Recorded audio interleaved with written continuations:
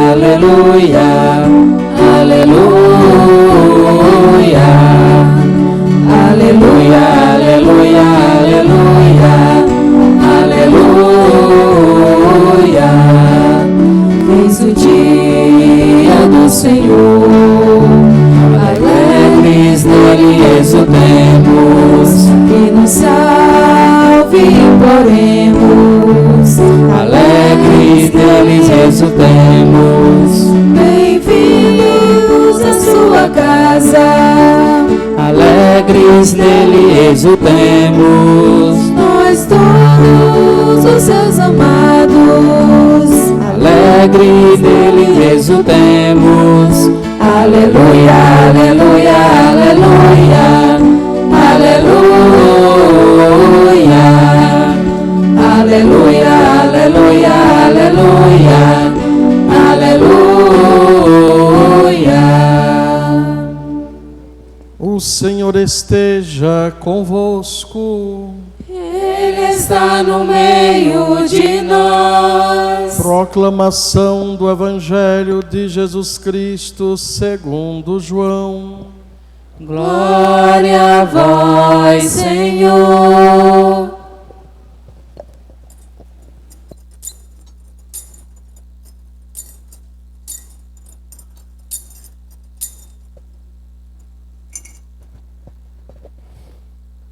No primeiro dia da semana, Maria Madalena foi ao túmulo de Jesus, bem de madrugada, quando ainda estava escuro, e viu que a pedra tinha sido retirada do túmulo. Então ela saiu correndo e foi encontrar Simão Pedro e o outro discípulo, aquele que Jesus amava, e lhes disse: tiraram o Senhor do túmulo e não sabemos onde o colocaram. Saíram então Pedro e o outro discípulo e foram ao túmulo. Os dois corriam juntos, mas o outro discípulo correu mais depressa que Pedro e chegou primeiro ao túmulo. Olhando para dentro, viu as faixas de linho no chão, mas não entrou. Chegou também Simão Pedro, que vinha correndo atrás, e entrou no túmulo, viu as faixas de linho deitadas no chão, e o pano que tinha estado sobre a cabeça de Jesus, não posto com as faixas, mas enrolado num lugar à parte. Então entrou também o outro discípulo, que tinha chegado primeiro ao túmulo. Ele viu e acreditou. De fato, eles ainda não tinham compreendido a Escritura, segundo a qual ele devia ressuscitar dos mortos. Palavra da salvação. Glória a vós, Senhor. Querida comunidade, queridos irmãos e irmãs, povo de Deus, celebramos hoje o encerramento do mês de São José, mês de março. E celebramos também o fim da nossa Semana Santa, mas iniciamos estes longos dias chamado de Páscoa, palavra que significa passagem, pulo, porque de fato o que aconteceu com o povo de Deus lá no Egito, quando saíram da escravidão da terra do Egito, foi um pulo, foi uma passagem de uma situação de escravidão para a liberdade, de uma situação de morte para uma situação de vida, onde pairavam somente dúvidas, incertezas quanto ao futuro, e agora o povo vivia desta esperança. E que, portanto, irmãos e irmãs, se o povo hebreu tinha tantos motivos, como até hoje eles fazem, de celebrar a Páscoa com tanto carinho, a ponto que muitas vezes havia toda uma maneira de celebrar, aonde a criança perguntava: por que esta noite é diferente de todas as outras? E a pessoa mais velha da casa, o ancião, começava a explicar, porque foi nesta noite em que o Senhor, em sua misericórdia, nos libertou da mão do faraó, fazendo o povo atravessar a pé enxuto o mar vermelho. Enquanto o Senhor nos protegeu, o mar foi o nosso porto seguro. Já em relação aos inimigos, o exército do faraó, ali foi o seu cemitério. O mar os devorou. E o mar se interpôs entre o povo de Deus e os seus perseguidores. Por isso que também, desde ontem na vigília e hoje, recordamos tanto o nosso batismo. Nós adentramos o mar do nosso batismo, estas águas que também se interpõem entre nós e a morte eterna. Banhados em Cristo, somos novas criaturas. O batismo perdoa nossos pecados. Vocês vejam que às vezes, primeira comunhão, fiz muito isso, hoje a gente faz todo um processo antes. Mas uma criança, por exemplo, quantas vezes naquelas comunidades, a gente chegava no dia de fazer a Eucaristia da criança, e a catequista dizia, esse ainda não é batizado. Aí ele nem precisava se confessar. Às vezes a gente conversava com a criança para saber se a criança estava preparada, mas não era confissão, porque o próprio batismo em si já ia lavá-lo dos seus pecados, para ele estar com a graça em paz para receber o sacramento da Eucaristia. Não precisava se confessar. Então o batismo lava os nossos pecados. É como que o mar vermelho que protegeu o povo, o batismo também nos protege. Como seria bom, gente, que a gente deixasse tudo que diz respeito ao batismo nos impregnar. A gente viver o batismo para valer. A gente descobrir a importância que tem de sermos batizados. E não batizados para ficarmos à toa na vida. Infelizmente, as famílias trazem seus filhos e filhas por diversos motivos, menos o motivo real, de fazer a criança se comprometer, crescer, fazendo parte da comunidade. E do mesmo jeito, infelizmente, muitos padrinhos e madrinhas aceitam a missão de serem padrinhos, assim como se fosse, assim, sabe, uma honraria no sentido social, assim, uma coisa, como se fosse importante. Às vezes só no dia para se amostrar. E não deveria ser assim, não é à toa que cresce. O povo inventa coisa, minha gente. Não, o povo inventa. Por exemplo, às vezes, casamento. Eu deixo, eu não me importo, não. Mas às vezes o pessoal bota tanta gente para ser padrinho e madrinha, que quando não pega para capar de uma briga da família, não tem um daquele que vai ajudar. O compadre e a comadre, né? O padre não vai chegar rento na dificuldade da família. A gente tem que pensar direito. Hoje em dia, não sei quem inventou, de picos para cá, no começo ainda brigar, mas agora estou deixando solto. Porque é assim, gente, ó, desde o começo tem um padrinho de batismo e uma madrinha de batismo. Um padrinho de consagração e uma madrinha de consagração. Agora virou moda, é um monte de padrinho, bota duas madrinhas, um padrinho, dois padrinhos. É uma moda que o povo inventa, não é? E a gente deveria pensar bem assim, poxa, quando você for ser convidado para ser padre e madrinha, pense não uma, duas vezes, pense assim umas 20, 100 vezes, se você aceita ou não. Eu já disse não sei quantas vezes. Esses dias eu vi o vídeo de um afilhado meu, lá na cidade paulistana, aí eu lembrei que dia 24, agora fez um ano que eu vi o menino, né? Um ano que eu vi o menino, nunca mais. Então, e quantas vezes eu disse para o meu compadre, rapaz, não me bota, que padre, quando sai do lugar, às vezes não pode, né? E o padrinho tem que ser presente, a madrinha tem que ser presente. O padrinho não é escolhido para dar presente, é para ser presença. Padrinho e madrinha não é só para passar o menino na rua pedindo bênção, não. É para estar lá, puxar na orelha do menino, educar, brigar com o compadre, a comadre. E tem gente que quando chama a gente é só para dar trabalho para a gente, né? Não está querendo outra coisa. Então pense bem Alguém diz, padre, mas não é pecado se alguém me chamar e eu disser não. Pecado é se você disser sim e não fizer sua parte, como padrinho, como madrinha. Isso é que é pecado. Agora, se você sabe que se assumir a missão, vamos dizer que é um pai, uma mãe, tudo doido assim, gente que não é de igreja, que não pisa na igreja. Aí se você sentir que se você for padrinho daquela criança, for madrinha, você vai tentar educar aquele menino, resgatar aquele menino para ser de igreja, então tudo bem, aceita essa missão. Agora vai ser uma missão mais pesada. Deus vai estar satisfeito com você. Então, hoje também nós ligamos ao nosso batismo. A gente reza pelos pais da gente, né? Os padrinhos e madrinhas da gente, os afilhados, afilhada da gente, o padre que nos batizou. Se já morreram um padrinho ou o padre, a gente reza pela alma deles.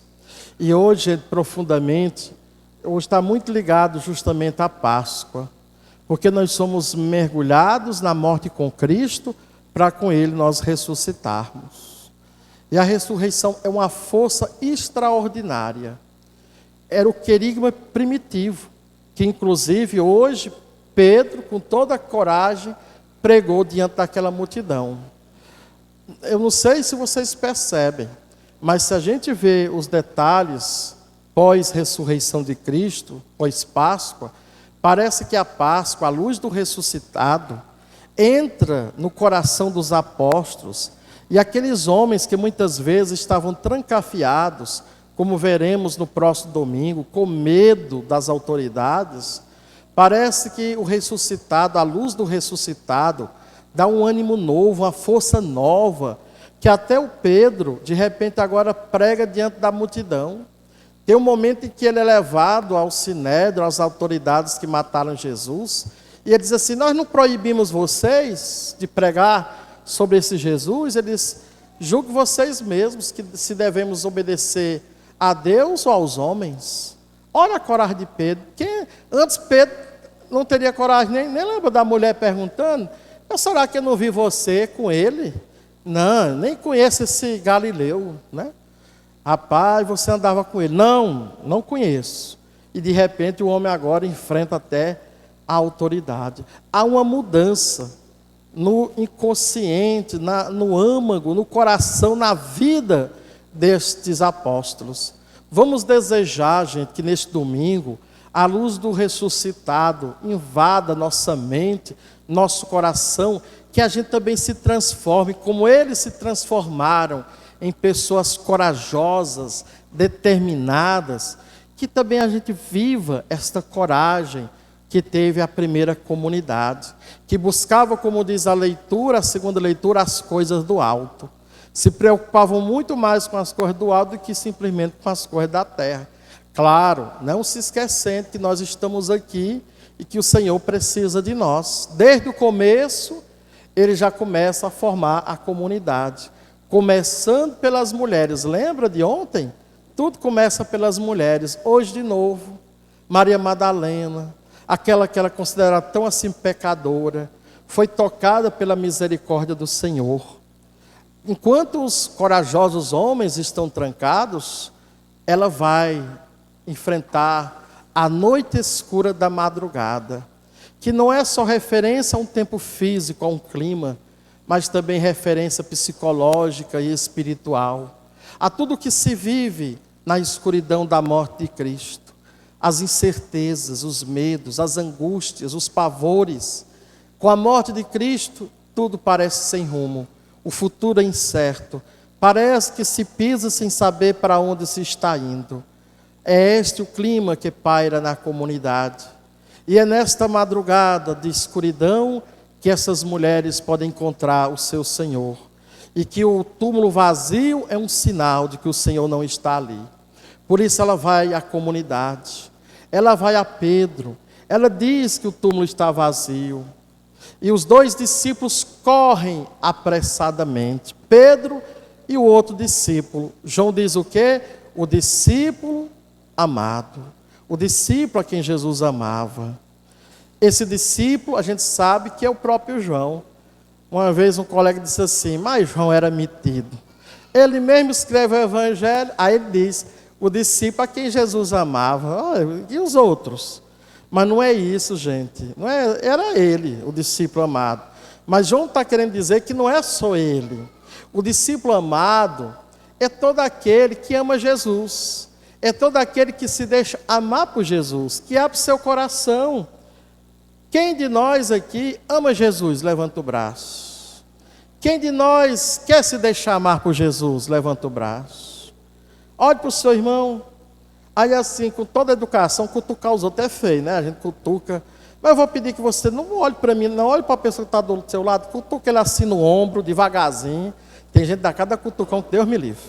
Cutuca devagarzinho e diz assim, está vendo aí?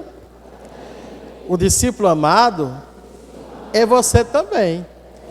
Desde que você abre esse seu coração, se deixe amar por Jesus e ame Jesus. Não tenha inveja de João, não. Você também é esse discípulo amado. Agora, dá o tapinha no ombro e diga amém. Isso.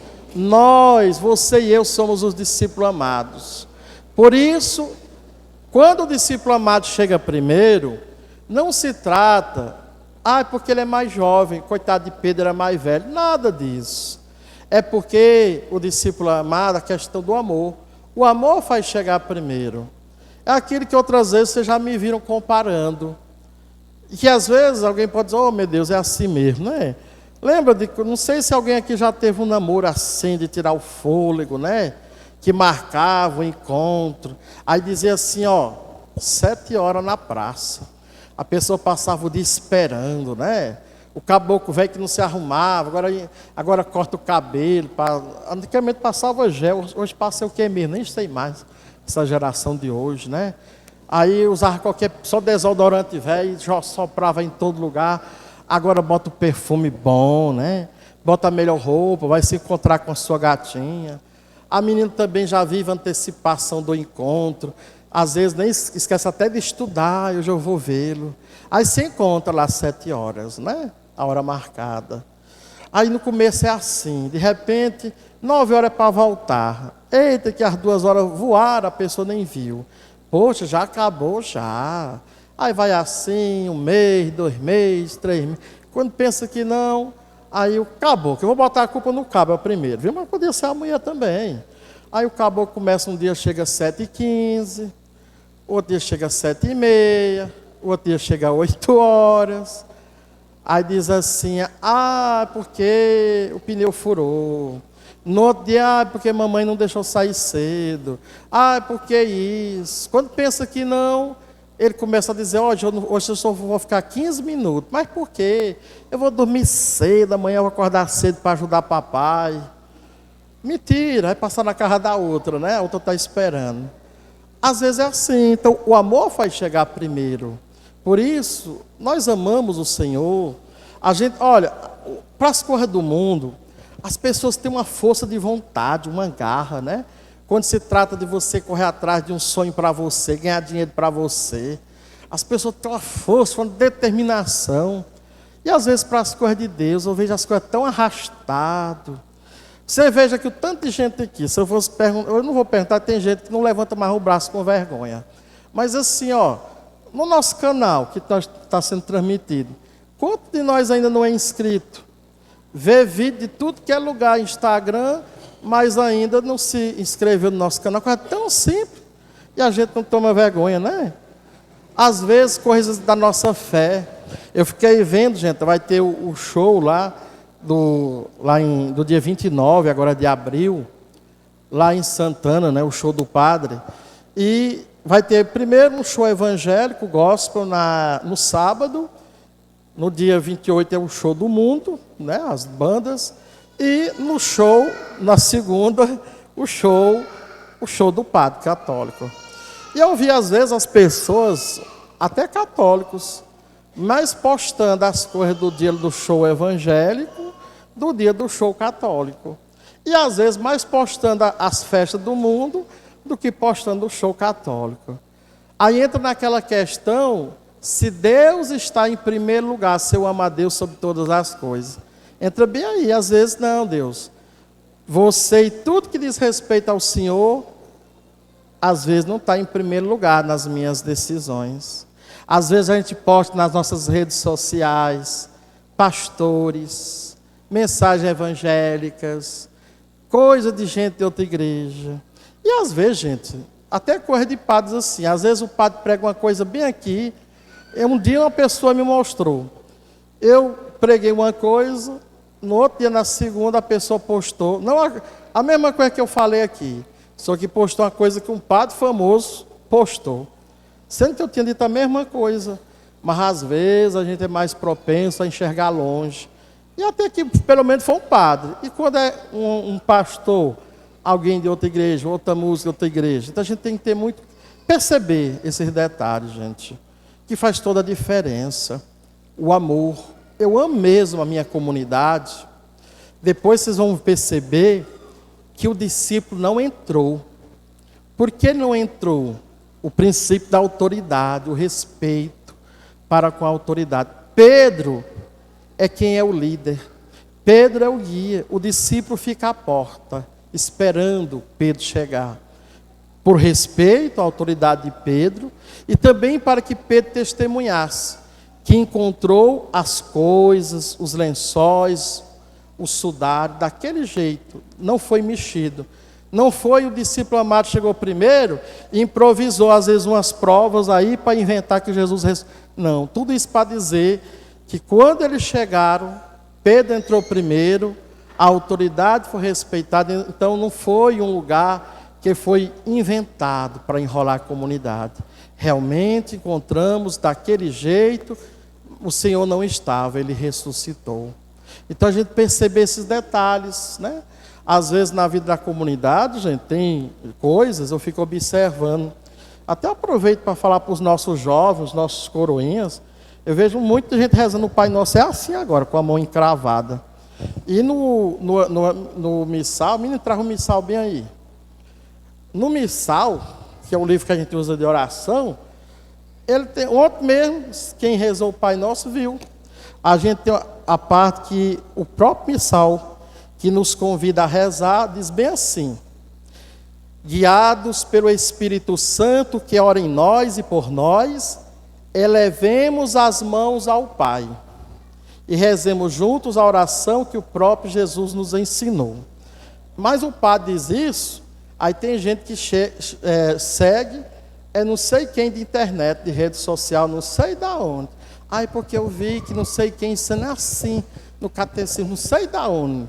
Na hora do Pai Nosso, fica com as mãozinhas assim.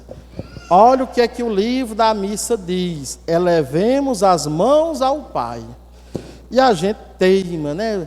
Uma pessoa inventa uma devoção não sei aonde. Aí a pessoa já quer seguir aquela devoção. De uma pessoa que... Assim como inventam muitas igrejas, dentro da igreja católica estão inventando devoção toda hora. E se a gente não botar a cabecinha para raciocinar, daqui um dia a gente vai, tudo que alguém fizer, se a gente achar que ele é uma pessoa esperta, é um grande guru espiritual, é um grande mestre, a gente vai fazer tudo aquilo que aquele guru mandar. Deixa de ouvir o padre do lugar, para ouvir não sei quem, não sei das quantas. Você não sabe nem como é a vida dessa pessoa. Às vezes alguém que vive uma comunidade virtual, lá longe, só estragando a vida das comunidades, inventando devoções aqui, não sei o que ali. E o povo seguinte, toda hora aparece uma pessoa com uma coisinha diferente. Meus irmãos e minhas irmãs, vamos viver, o amor faz chegar primeiro. Vamos ser fiéis à nossa igreja, vamos viver o ressuscitado. O Senhor está precisando que nós sejamos outras Maria Madalena da vida, corajosas para enfrentar as noites escuras. E hoje, cada dia está mais escuro. Vamos esquecer nossa vocação de batizados, de sermos luz para iluminar e não causar escuridão na vida um do outro. Vamos lembrar de sermos discípulos amados, vamos correr em direção ao nosso Mestre. Vamos ter essa vontade, esta garra, que a gente não fique de olho, com vontade, com garra, só para as coisas que são do nosso interesse. Mas vamos pensar na comunidade a qual o Senhor nos envia. Porque um dia, meus irmãos, nós não estaremos aqui para sempre. Um dia chegaremos lá, se Deus quiser, na casa do Senhor ressuscitados.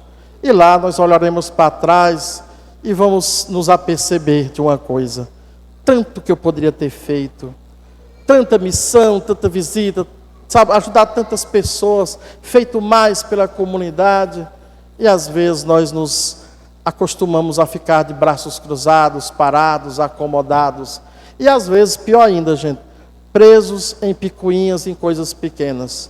O Senhor nos chama a contemplar um horizonte muito maior. A luz do ressuscitado mexeu com o coração de Pedro, e o que ela fez por Pedro, poderá fazer por você e por mim.